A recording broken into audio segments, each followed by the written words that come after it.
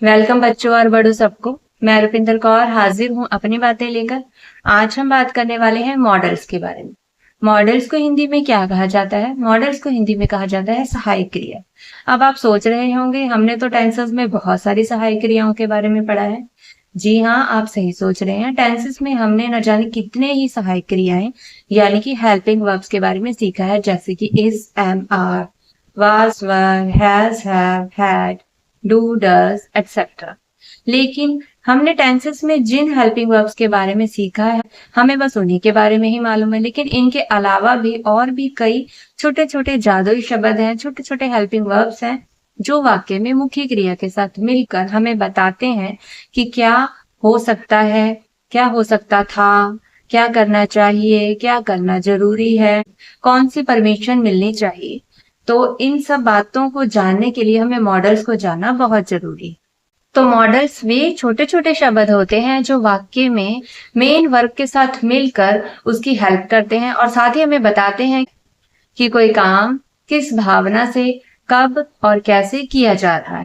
तो आइए चलते हैं मॉडल्स की इस जादू भरी दुनिया में, जहां पर ये छोटे छोटे शब्द होंगे जो मॉडल्स कहलाते हैं, जैसे कि can, could, may, might, shall, should, will, would, need to, ought to, dare, etcetera. तो चलिए अब वीडियो शुरू करते हैं और मॉडल्स के बारे में और जानकारी प्राप्त करते हैं। तो मॉडल्स क्या होते हैं? Modals are helping verbs that show ability, possibility, permission, advice, obligation etcetera. They always come before the main verb. Hindi में भी इन्हें मॉडल्स कहते हैं या सहायक क्रिया कह दो, क्योंकि ये इंग्लिश ग्रामर का वर्ड है मॉडल्स, तो हम इसे मॉडल्स ही कहेंगे। हिंदी में अर्थ है इसका सहायक क्रिया। मॉडल्स ऐसे सहायक क्रिया शब्द होते हैं जो वाक्य में क्षमता, संभावना, अनुमति, सलाह, कर्तव्य या जरूरत को दर्शाते हैं। ये हमेशा मुख्य क्रिया से पहले आते हैं और क्रिया की पहली फॉर्म यानी कि वर्ब की फर्स्ट फॉर्म के साथ प्रयोग होते हैं।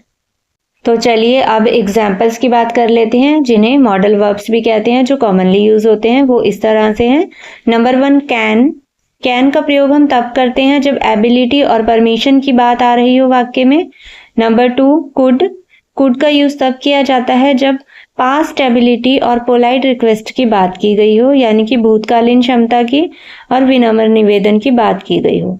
नंबर 3, मे मॉडल का यूज कब किया जाता है? जब परमिशन दर्शा रहा हो वाक्य, पॉसिबिलिटी दर्शा रहा हो वाक्य में, पता चले किसी के काम के होने की पॉसिबिलिटी है, संभावना है। इसी तरह से नंबर 4, माइट मॉडल का यूज तब किया जाता है जब वीक पॉसिबिलिटी हमें दर्शा रहा हो वाक्य, यानी कि कम संभावना की बात उसमें कही गई हो। नंबर 5, शैल मॉडल का यूज तब किया जाता है जब हमें सजेशंस और ऑफर्स की बात वाक्य में दर्शाई गई हो। नंबर 6, शुड का यूज तब किया जाता है जब एडवाइस की बात की गई हो। नंबर 7, विल मॉडल का यूज तब किया जाता है जब भविष्य में किसी कार्य के होने के बारे में बात की गई हो और किसी प्रॉमिस के बारे में बात की गई हो। नंबर 8, वुड मॉडल का यूज तब किया जाता है जब वाक्य में मौजूद किसी कार्य के विनम्र अनुरोध की बात की गई हो, इमेजिनरी यानी कल्पना को दर्शाया जा रहा हो।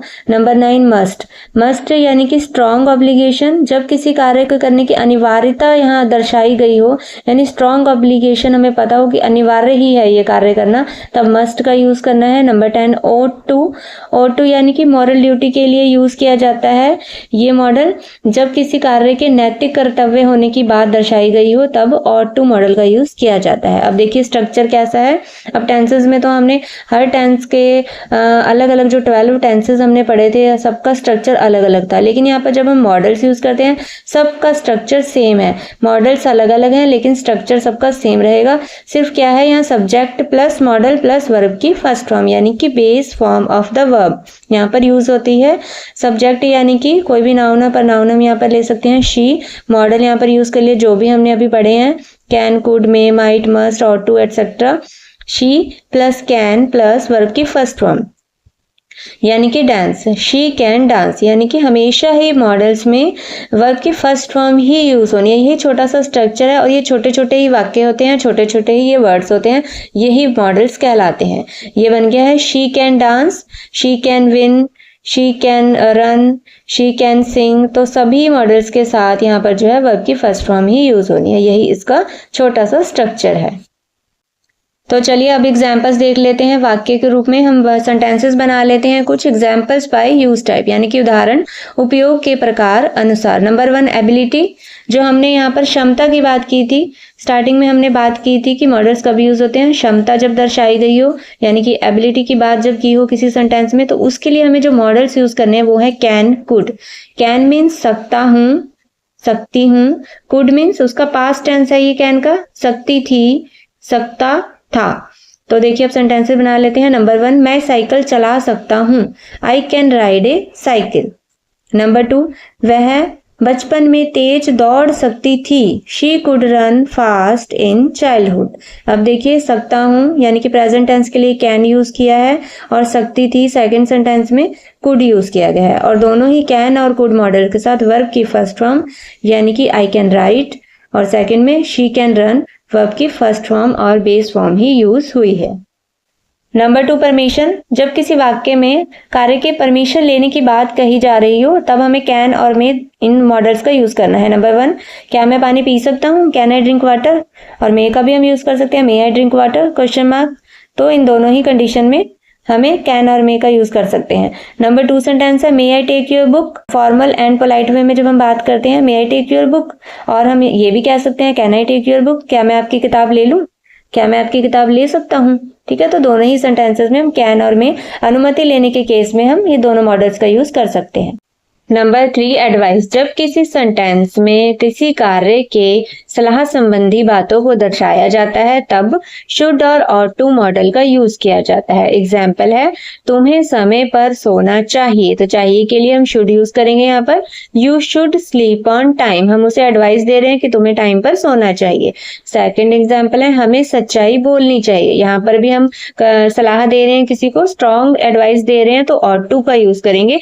We ought to speak the truth, हमें सच्चाई बोलनी चाहिए। नेक्स्ट है हमारे पास ऑब्लिगेशन यानी कि कर्तव्य, तो इन कर्तव्य को जब दर्शाया जाता है किसी वाक्य में तब मस्ट और शुड मॉडल का यूज किया जाता है। फॉर एग्जाम्पल तुम्हें हेलमेट पहनना ही चाहिए, हम किसी को ऐसे नैतिक कर्तव्य बता रहे हैं उसका कि तुम्हारा फर्ज बनता है ये, तुम्हें हेलमेट पहनना ही चाहिए, तब उसके लिए मस्ट का यूज करेंगे, you must where A helmet.